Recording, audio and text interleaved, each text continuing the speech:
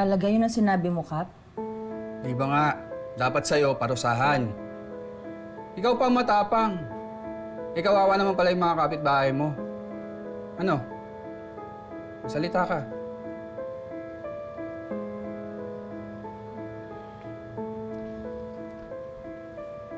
So, Kap,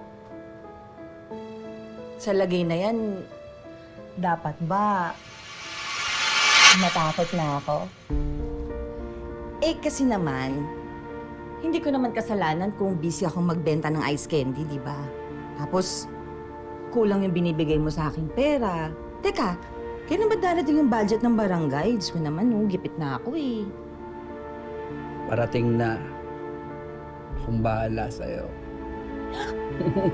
Ikaw talaga! Wala ka sira. Basta ha, proteksyonan mo lang ako. Lahat ng gusto mo, ibigay ko sa'yo. Yan ang gusto ko sa'yo eh. Masunurin ka. Para kang aso. Ah, ganon? Kaya pala walang action to sa mga reklamo namin. Shota, parang Sheila. Naku! Sagot sa akin.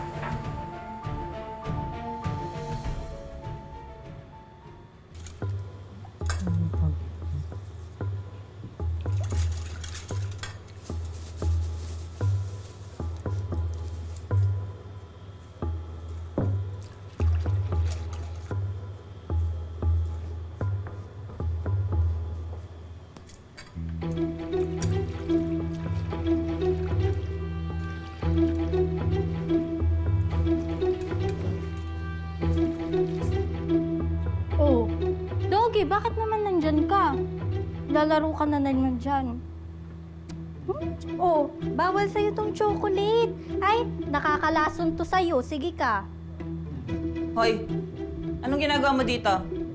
Manang-mana ka talaga sa nanay mo no, Madera? Tantanan mo yung aso ko. Aling Sheila, mukhang gutom na gutom po to si Doggy. Gusto niyo po ba? Ako na lang magpakain sa kanya? Chu-chu-chu-chu. Ano ba kailangan mo dito, ha? Aling Sheila, ang sungit niyo naman po. Bibili lang naman ako ng ice candy.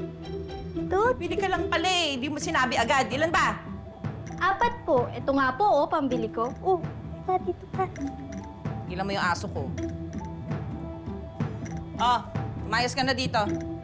Iwanan mo yung bayad dito sa lamesa pagkatapos, ha? Kuhain mo na lang yan dyan. Po, thank you.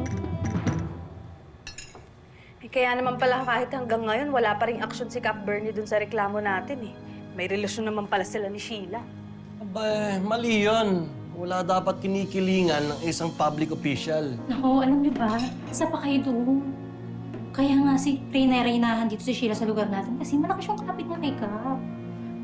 Yung mga garapata lang may problema natin. Siguro mas maganda pa na humanap na ako ng ibang apartment.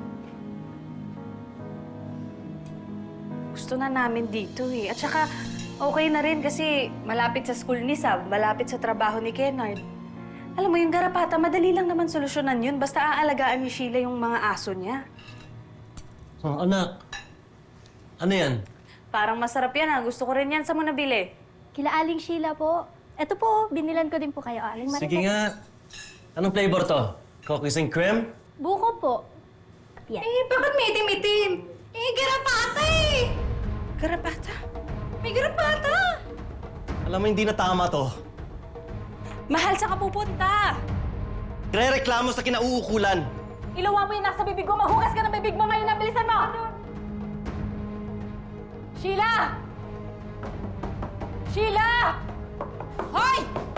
Ingay mo na naman dyan! Ni-istorbo ka na naman ang problema mo! Oh, eto! Yan. Ito ang pruweba kung gano'n ka sa laula.